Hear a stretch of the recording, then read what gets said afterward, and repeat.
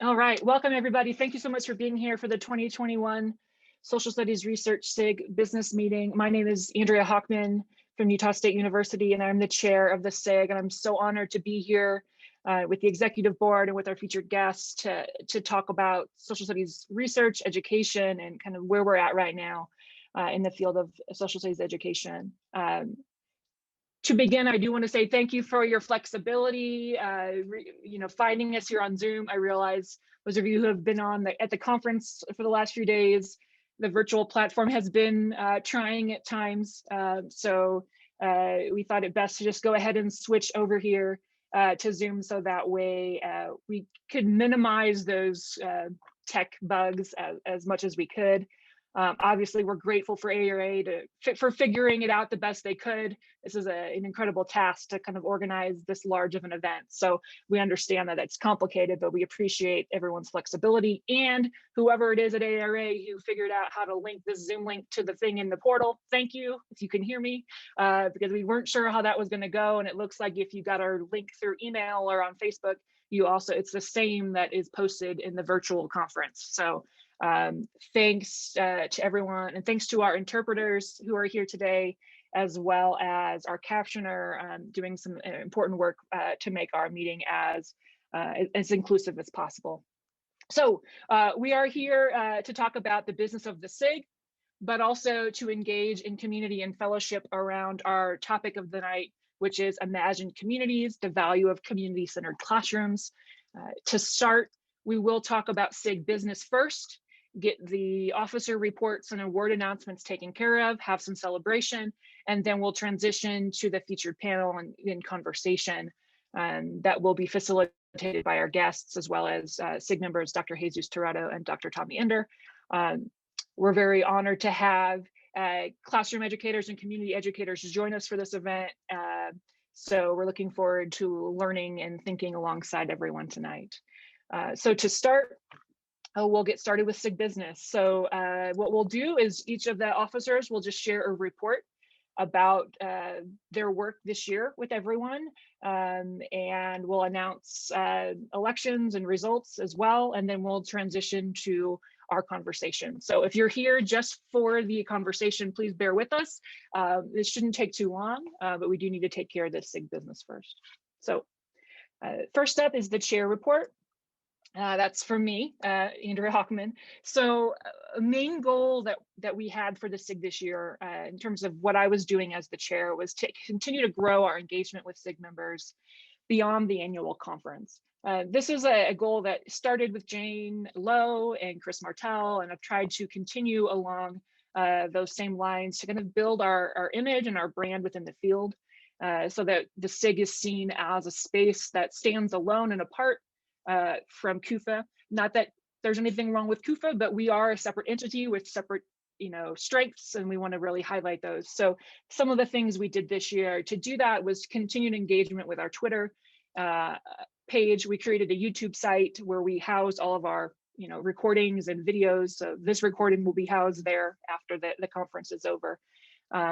We also created a Gmail and email account, where in a Google Docs account for the SIG. What that allows us to do is kind of house everything independent of any SIG member. To date, the way that kind of worked is the folder was controlled by a previous board member, and it would just continue to be shared kind of locally. Now all the SIG's materials are housed separately, and that account can be shared with SIG members and kind of maintained beyond the individual Google Drives of all of us. In addition, one of the things we did this year was in June of 2020, issued our Statement of Responsibility and Action. This was a statement that we wrote in direct response to calls for educational justice in the wake of George Floyd's murder. In it, if you remember, we shared some resources that could be useful for social studies teaching around anti-Black racism and supporting Black histories and humanity within the classroom. And over the course of the year, we continued to talk about ways that we could build upon that engagement. And then recently, we reissued that statement again with additional resources in response to anti-Asian violence and anti-Asian racism in the wake of the brutal killings that happened last month in Atlanta. And in this work, what we realize is what we really need to do, and what I'm hoping the SIG will continue, is to create a more proactive resource sharing platform, where instead of being reactive to these tragedies, we can have a repository or kind of a connection zone where folks can come and get resources related to marginalized histories and stories, or also share them with each other. We don't want to recreate the wheel, but sometimes you need a space to kind of figure out where those great things are. I think we're going to talk more about that moving forward. I think particularly this is important in relation to supporting trans and non-binary students and educators. We saw AERA release their statement earlier this week about their formal stance in opposition to states passing anti-trans legislation. So I think it would be important for the SIG to continue in this effort to find ways to support trans and non-binary students and teachers. So look for more things related to this as we move forward. Might be something similar to the Google form that we did earlier in the year to kind of gain interest around the webinar series that we hosted. I think that's a really easy platform that everyone's familiar with to get some answers from all of you. What are resources you think you need? What are connections you might need in terms of materials that are out there that you don't have? And I think our SIG's Google Drive account can also be used as storage to help with that as well. So keep an eye out for that. Other things we did this year in relation to those connections outside of the conference was that we hosted a webinar series alongside the CUFA Scholars of Color Forum, all around topics related to educational justice within the context of social studies. Many of you I'm seeing in the audience were at these events, at least one of them throughout the year. Thank you for your engagement with the SIG. And I want to thank specifically this CUFA Scholars of Color Forum, their community, but also their leadership, and Dr. Jesus Tirado and Dee Hall, who were the past chair and current chair of the forum, who really helped coordinate and strategize ways to make these events really possible. Also, I want to thank Dr. Tiffany Mitchell-Patterson and Jennifer Kaschak of the SIG for your leadership behind the scenes, organizing, strategizing, planning these events as well. And shout out to Betsy Osborne, a graduate student at West Virginia, for making the incredible flyers that we use for the event. A weakness of mine, I know, is creating things like that, and Betsy really stepped up and helped us out. So thank you, Betsy. But these events, we had 3 of them throughout the year, and they were really well attended, averaging over 100 audience members per event, which was wonderful. The issues that we selected for the webinars were directly from you, the community. These were issues you said you wanted webinars about, so we tried to put a diverse group of panelists together for each of them. That QR code there, it will take you, if you scan it now, will take you to our YouTube page where you can see the recordings of these videos and watch them later if you want. That's all for the SIG report. Here's those wonderful flyers that Betsy made. Thanks again, Betsy. And I will pass it on to Erin Casey, our program chair. Hello, everybody. My responsibilities for this past year were in getting volunteers to review proposals for this year's AERA conference, and then coordinating the distribution of the proposals to the reviewers, getting those scores back in, and then seeing the positions or the amount of spots that we had open for a paper symposium and roundtable presentations, and then coordinating those. And it really was an interesting responsibility and an experience for me, and from all the steps of it, of seeing you all as the volunteers who were volunteering to review, and then also contacting people who had different levels of expertise and asking them to volunteer as well. So really was just a cool thing to see so many different people engaged in social studies research and all the different areas that were represented. So the breakdown of the numbers that resulted in the program that we're having during this year's conference was just from that beginning on the left-hand side there, that we did have 51 papers or proposals that were given, and those also included 3 different symposium proposals. In all, in the next column, we did have 38 reviewers that helped out with the reviews, and that included or that was in addition to 18 student reviewers, graduate student reviewers that we had as well, for each of those paper to be reviewed by at least 3 people. Some of them had more reviewers than that. We had 220 total reviews that were conducted. And then that resulted in, if I jump over to the last column on the right, that we had 4 roundtables that were created from 36 total papers. And then also 3 paper sessions. And then the 3 symposia were all fantastic proposals, and all 3 of those were accepted. And for those papers and those presentations in the second to last column, or rather the middle right, we had 21 chairs that volunteered and accepted the request to chair, and 20 discussants. And then finally, you can just see there at the bottom left that we did have a total of 36 papers across all of those sessions, with 94 total presenters within each and those papers in their different ways distributed about. So our future goals for this area of our SIG business is to just continue to be a space for cross-disciplinary dialogue as it pertains to social studies themes. And I think that we'll see that hopefully not only represented in the proposals, but also in the webinars that we continue to give as well. We have some good ideas coming up for next year where we'll have even more cross-disciplinary dialogue going on. So thank you so much for this year of serving as the program chair report. Oh, sorry, program chair, just for reading title. Thanks, Erin. Megan?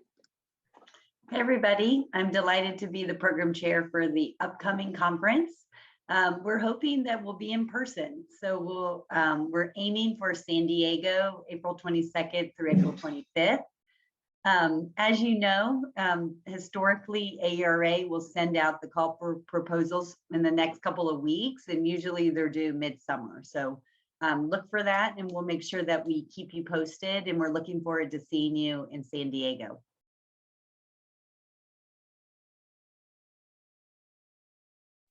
Thanks, Megan. Natasha? Hi, everyone. I also am just thankful and appreciate that I've had an opportunity to serve in this role this past year. So money, our account balance to date is $15,338.89. That's actually up about $1,000 from last year, in part because we didn't have a reception. Hoping that changes next year. Money that is to go out still is just travel awards. We still were able to give a couple awards this year just to help some grad students be able to come to the conference. So other than that, we're, like I said, sitting pretty good. So thank you. Thanks, Natasha. Jennifer, communications chair. Hi, everyone. The SIG sent out 2 newsletters this year in December and in April. Please visit our website and then also visit our YouTube page, and you can follow us on Twitter. It's been my pleasure to serve as the SIG's communications chair the past 2 years. Thank you. Thanks, Jennifer. All right.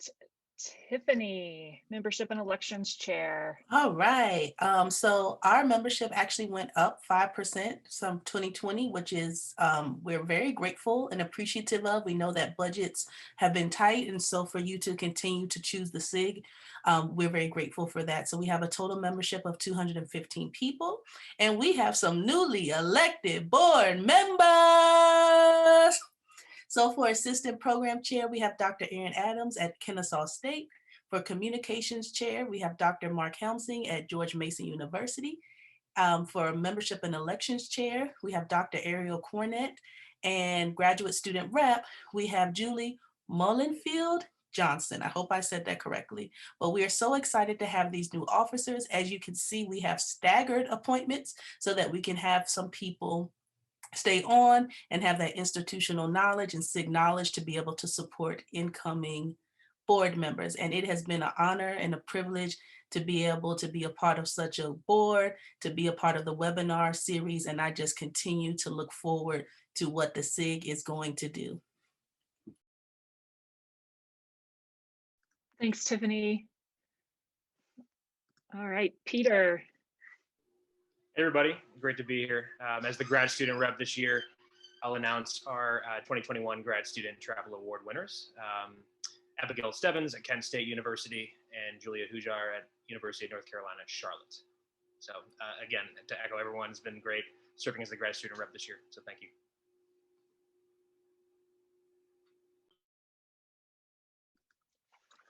Thanks, Peter. Yeah, and shout out, congratulations, Abigail and Julia, and shout out to all of you who have graduate students.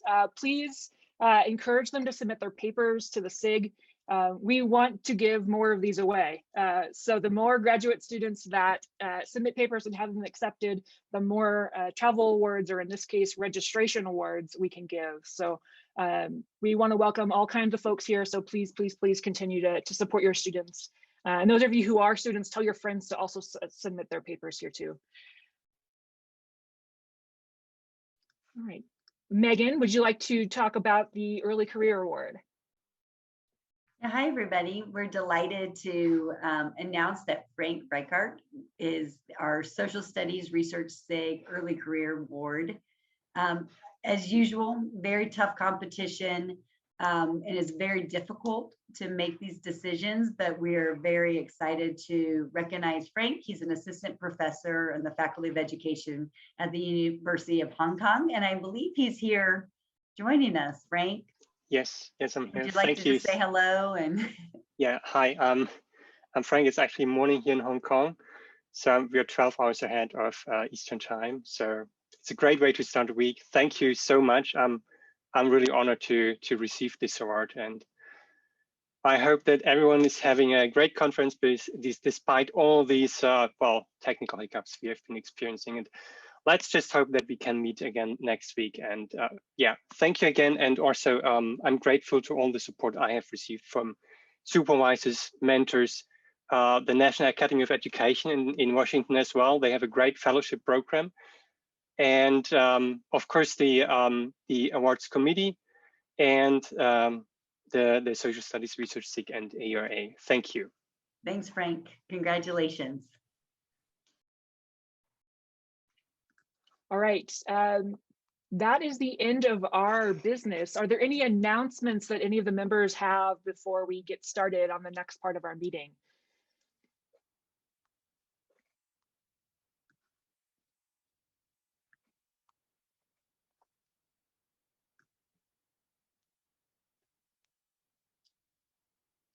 Looking for all the regular signals. No one looks like they're jumping to the mic to say anything. No one's unmuting. So I'll take that as a sign that there aren't any announcements. It's been an honor to serve as your chair for this past year, and a program chair and assistant program chair before that. This is my last meeting as a board member. So I'm honored to have done all of the work alongside of all of you. And I look forward to seeing what happens next with the SIG. I know you're going to be in great hands moving forward. But thank you all for your continued engagement with the SIG. With that said, I'm actually going to hand it over now to our guests who are going to lead us in some really engaging conversations around supporting undocumented students. So with that said, I'm going to unshare my screen